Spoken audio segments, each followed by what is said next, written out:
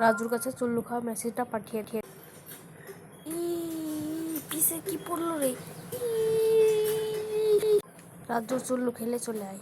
তোমার কি মাথা গেছে? এরকম পা প্রচুর পেটে ব্যথা করছে, আসতি শুধু কাজে ফাঁকি দেওয়ার ধান্দা। চম্পার টের পাওয়ার আগে আমরা জানলা দিয়ে পারে চা আছে কপালে, চোখ বুঝতেই লাভ। ও আল্লাহ বাঁচাইছে। এটা কি কি স্পেশাল দিন ধরে যেতে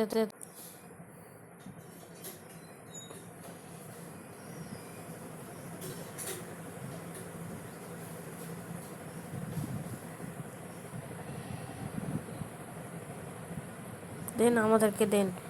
আমরা থাকলে আপনার কষ্ট করবেন কে? আমরা আপনার হয়ে পানি দিয়ে দিয়ে।